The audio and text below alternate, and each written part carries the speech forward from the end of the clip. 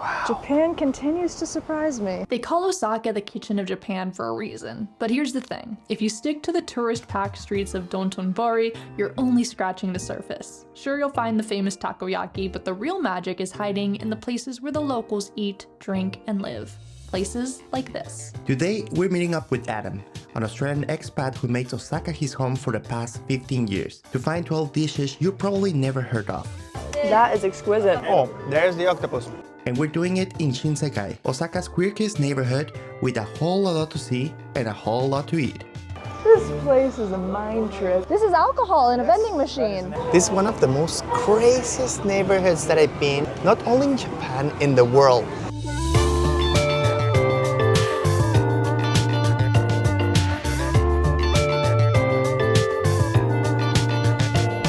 So it's gonna be 4 hours of non-stop eating. So we haven't had a single bite since the morning because we're ready for this. Hello, are you Adam? I am. Hi, I'm Juliana. Nice to meet you. Hi there, nice to meet you, Martín. How long have you been living here? Years. Oh my goodness. I came here to study karate and then I met my beautiful wife. Got married, that's what keeps me here. Oh my gosh, well that's great.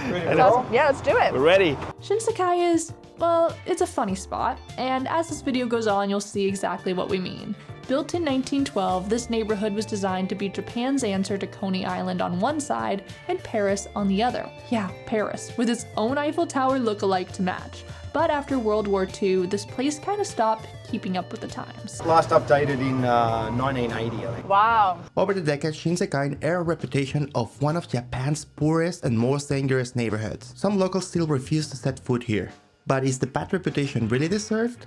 That's up for debate. Back in the day, this was a booming tourist attraction, a place where Osaka showed off its modern edge. After the war, it became a playground for the laborers rebuilding the city, but with time, the fun faded and the cracks began to show. Another little fact that most Japanese people won't tell you as well is the police round up all the homeless people.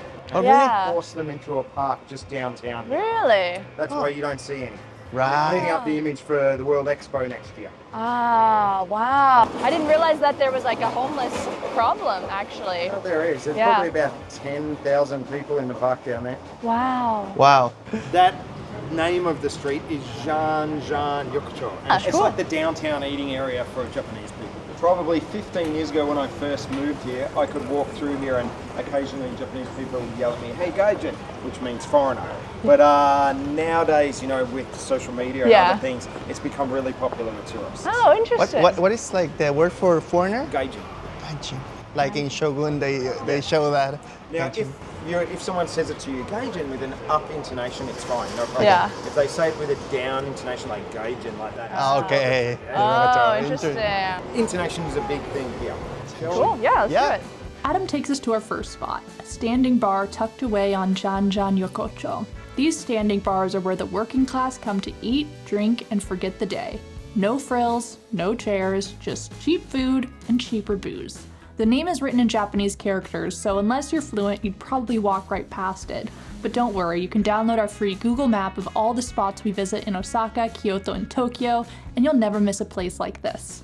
We squeeze into a corner under a chaotic pile of business cards jammed into the bar above us. The first dish hits the counter, Tonpeiyaki. Think of it as Osaka's take on an omelet. Bean sprouts and pork wrapped in a thin egg, buried under a pile of bonito flakes, and drowned in the city's signature sweet and savory Osaka brown sauce. It's on every one of our soul foods here.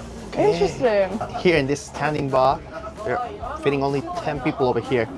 And as you guys know, we're fasting since the morning, so I'm very hungry. This is our breakfast. This is breakfast. Yeah. Luckily, it has egg on it. Yeah. It's a little bit sweet because of sauce. Yeah? I like it. Yeah. You're gonna love it. That is exquisite. That's very, very good.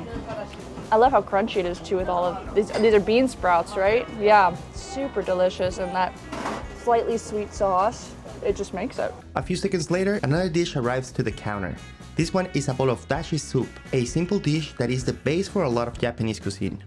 It's made of bonito, seaweed, and soy sauce, and somehow managed to be light and deeply flavorful at the same time. Adam tells us to toss some ginger and green onion into the soup, Then grab a bundle of cold Somen noodles to dip. You know, I noticed with Japanese eating, it tends to be very immersive. Like you're cooking your own meats at times. There's all these little sides. Yeah. It's fun. You have to do a lot of things yourself. I was not expecting them to be cold. It's very nice. I love the texture of these noodles. They're so tiny. It reminds me of like angel hair pasta. Sorry, I'm just gonna keep eating this. It's very, very delicious. While Juliana eats that, I'm going to start on our next dish, Eringi mushrooms. Oh, wow, this is so good. The mushroom Yeah. is so good. We have some mushroom. This one, they told me is this tall and it's flat on the top. And we wanted to show you before, but they're so delicious that I couldn't resist and I almost finished all. I think the thing that stands out in Japanese cuisine, especially here in Osaka, is that sometimes the simple things are the best, right? Just a couple mushrooms, a little bit of pepper on it. I agree. Super good. But now we're gonna be trying a mystery dish. These look a little bit crunchy. Maybe some sort of fish or something. Should we give For it me, a try? it looks a little bit like chicharrón, like Yeah. pork skin. Oh, chewy. I wasn't expecting that. Oh, A little bit sweet. it's a little bit like fish. I think it's the, how you say, like the fish. Fish fin, well, you're on the right track. Oh, really? Maybe eel or no? I don't know. It killed Steve Irwin. No, a stingray. Yes. Oh my god, that poor guy. Oh, this one's for you, Steve. I think I'm good. I think I tried it. I think I don't need any more. I want more. Make the steaks and everything like that out of it. But then Japanese people don't really waste anything. So they True. take that piece of cartilage along the side of the body and they dehydrate it, dry fry it, and it becomes Japanese jerky. Wow. Japanese jerky, I love that. So that wasn't something on our Japanese bucket list. But you know what? I could see myself enjoying that while watching a football game. It's pretty good. We leave the standing bar and continue down Jan Yokocho, as Adam points out a few spots. Okay, we're starting to see why this place is so quirky. Wow. They love their elaborate signs in Osaka. They do. Oh, I love the glasses going up. So in there is a 1985 Mario Bros. Jesus, this is like pieces of art in here. I got that for a Christmas gift. Yeah? Yeah. You've been here for 15 years. Yep, What- 15 years. 15 wonderful years. Yeah, I mean, a lot of people fall in love with Japan when they come and visit, and then they want to come live here. Has there been anything that's difficult that people might not realize about living here as a foreigner? The only culture shock I suffered at all was basically spatial awareness. Oh, what do you mean? So my Japanese friends will stand this close when they're talking to me. Oh, that's funny. Because all the cities are compact in large spaces. No, Japan is 80% forest, so it's quite a green country, but the cities are big and compact, so people are really close all the time. And speaking too, my speaking's good, but all my Japanese male friends laugh at me and say, dude, you talk like a girl. So I learn everything from my wife. Oh, that's The same. Whenever same. I'm talking English, it's like, you sound like a blonde, tall California girl. It's Yep. like, Yep, I learned it from her. exactly. And have you traveled much around Japan? I have. So when they say that Osaka is the culinary, hub, do you Totally think that true. that's true? Totally Why? What makes it so different? This whole area here, back in 1912, or before 1912, was a prisoner of war camp for Russian prisoners. Oh, A interesting. small dispute between Russia and Japan. And it said that the guards watched those Russian prisoners cook and stole all their recipes and infused it with Japanese food, and it was like a boom in modern Japanese cooking. Whoa. And a lot of recipes started in this very area and spread out all over Japan. Yeah, I mean, when we were in Tokyo, we're seeing dishes that are typically popular here in Osaka, but do you think that they taste better here? Yeah, of course. Yeah, okay, well, I'm And excited to see what most that's all of it about. Came from Osaka. Yeah. Next, Adam leads us to this beautiful whiskey bar owned by the sweetest couple you'll ever meet. Hello there. Hello. Konnichiwa. One step in, I'm in heaven. The collection of whiskey here is huge, curated, and dangerously tempting. I'm a whiskey guy, so I will have Neat rocks or highball? rocks. For a relaxing time, make it a Suntory time. While the whiskey here is impressive, it's the small bites in the menu that catch us off guard. Classic Osaka side dishes we never came across in the research. First up, Kinpira Gobo, a humble root vegetable sort of like a skinny parsnip paired with carrots and sesame seeds. Adam tells us that this is the kind of dish he eats at home with his wife. Then there's Nikujaga, Japan's answer to meat and potatoes, with the addition of carrots and dashi for that classic Japanese flavor. You will like that I because love potatoes. back home you really like smashed potatoes. I do. Oh, that's nice. And then Rancon, lotus root cooked in a citrusy ponzu sauce. First time I saw this, I thought it was cheese. But no, it's a root. And it tastes very good. I already tried. And sticky okra, simmered in, you guessed it, dashi. Well, I'm Mexican, so I thought it was like a little bit of jalapeno or something like that. But no, they told me no, this is not spicy. Oh, qué rico. It's very good. I really liked it. Yeah, it has like a little, I mean, in Mexico we call it also in the cactus or something like that, like a little saliva that comes out of it. That's a little sticky. Arigato gozaimasu. Oh, you guys have Mexico also here. Oh, yeah. I'm from Mexico. Yes. Arigato gozaimasu. Arigato gozaimasu. Arigato gozaimasu. Our next spots aren't open yet, so we decide to kill some time by wandering around Shinsekai streets. This place may look normal at first, but it's full of hidden wonders, and that's exactly why Adam loves it. Everywhere you look, there's something odd, charming, or just plain unexpected. Take these internet cafes, for example. For just $11, you can rent out a tiny room for 90 minutes, complete with a chair, a computer, shower, even room service. But these places aren't just for checking email. So basically, a lot of guys do. You know, they can't watch certain things at home. Their whole families there. Japan continues to surprise me. Down the block, another spot that Adam says is the busiest part in town. It takes us a second to realize where the bar is. Really? Right in front of us. What? This? Yes. This is alcohol in a vending That is machine. an alcohol vending. In a vending machine? Oh wow, that's I have true. not seen alcohol in a vending machine yet. That's crazy. Even the ones down? Yeah, that's all alcohol. Sake. By law, they all must have this ID reader, this thing right here. Wow. But if you look really closely, it's not even wired up. See? Oh my Oh yeah, it's It not. doesn't even work. An illusion. Yeah, this one. This one, the classic. Holy Toledo. Are you allowed to drink this on the street? Now you are. There is no open container law in Japan. You can Ah. drink anywhere, anytime. The big no-no in Japan is eating and walking. Interesting, yeah. No one likes people eating and walking. So are you sure I can open this one and start Walk drinking around it? with it. We keep walking, and somehow Shinsekai gets even weirder. There's an adult movie theater so graphic we couldn't even point a camera at it. Kabuki theaters steeped in tradition, a restaurant where you can fish for your own dinner, magicians performing on the street, Good job. and a statue of Billiken, the so-called god of things as they ought to be. That is actually the official mascot of St. Louis University, who accidentally got turned into a god here. And then there are the X-rated gacha gacha machines that leave almost nothing to the imagination. They're mushrooms, yeah? Oh, they are mushrooms. Of course they are. Don't ask me why they put Mushrooms. the picture of Arnold Schwarzenegger in there. Yeah? That is a choice. Gotcha. Gotcha. What mystery beholds us here? Everybody's looking. Wow. Now, I asked my Japanese friends, why do we have machines full of underwear? Yeah. And one of my older Japanese friends told me, back in the day there was a problem with guys stealing underwear from clotheslines. So Yes. some smart Japanese man invented this and a problem. So these aren't used, right? No, these are they new. aren't. Okay, good. Maybe Just back in the making 80s sure. that was a thing, but not Yeah. anymore. And amongst all that, carnival games. It makes zero sense. It's both wholesome and vulgar here, and I'm still trying to wrap my hair around it when Adam casually mentions something about ninja stars. Naturally, I have to give one of these games a try. Like this. Okay.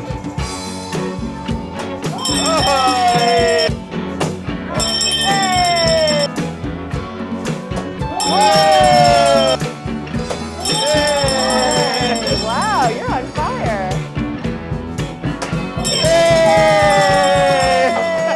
Good job. Thank you. Arigato Arigatou gozaimasu. gozaimasu. You are a ninja. Gosh, Nice. That's a nice souvenir. That says you are shinobi, which means a ninja, and also you're good with shuriken, which is ninja stars. Oh, wow. Wow. Hey, the proof is right here. If anybody doubts it. This is going directly to the fridge. Yeah.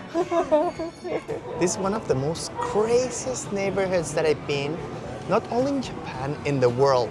It's like a mix with everything, and there's a lot of colors, there's a lot of sounds, there's a lot of things that I don't know if it match with each other, but at some point it combines with it. You know, it's something weird, but it's nice. Okay. Oh, samurai. Ah, very Samurai-san. nice. Ah, very good. Thank you.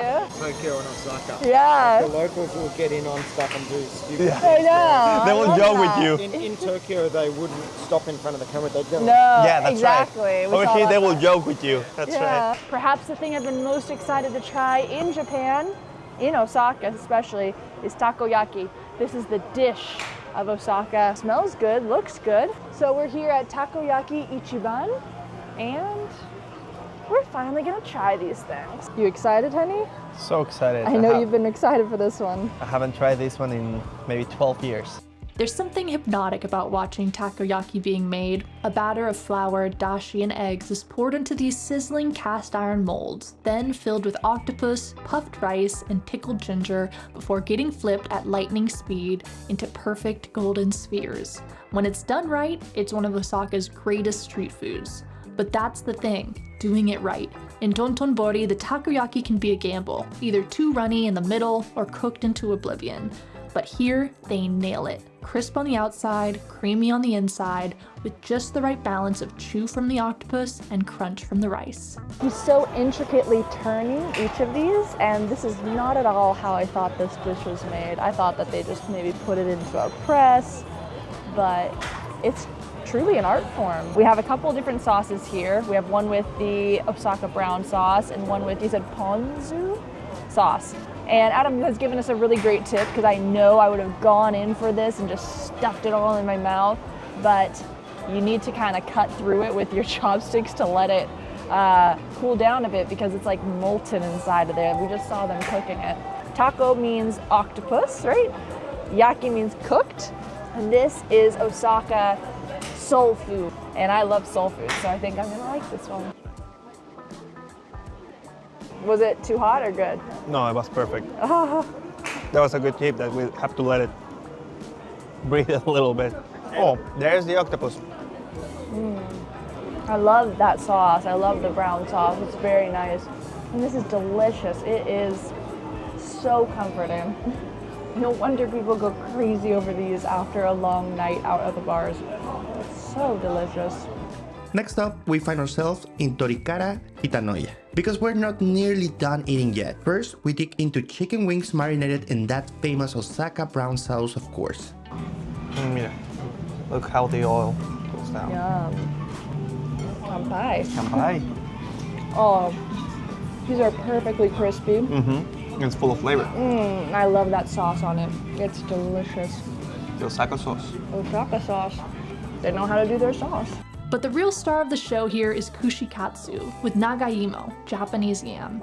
Kushikatsu are deep-fried skewers of just about anything: meat, fish, vegetables, coated in panko and fried to golden perfection. You'll find it all over the country, but right here in Shinsekai is the birthplace. We had no idea.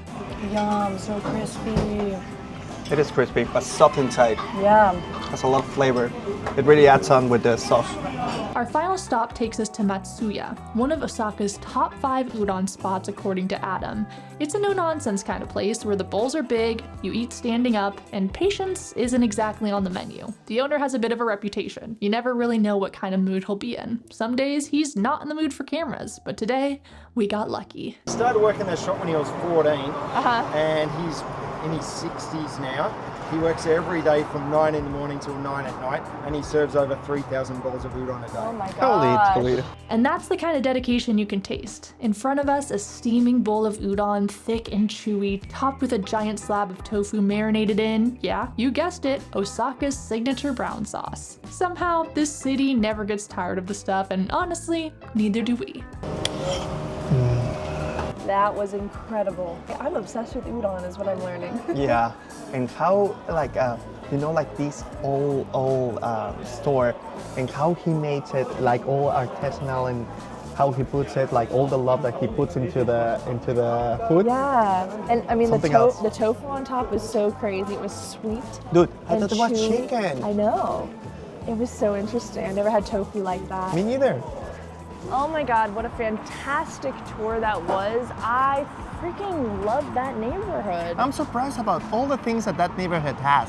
And also, if you're not going with a guide, you just like maybe don't notice every single thing and every single history that each shop has. We're gonna leave a link to this exact tour that we did down in the description of our video in case you're interested in joining Adam and his crew for a food tour. In the meantime, we have a new city to explore next. That's the city of Kyoto. You guys are so excited. We'll leave a video to the side for you to keep watching our adventures. So long. Travel well. And make the world your neighborhood. See you guys next time. Bye.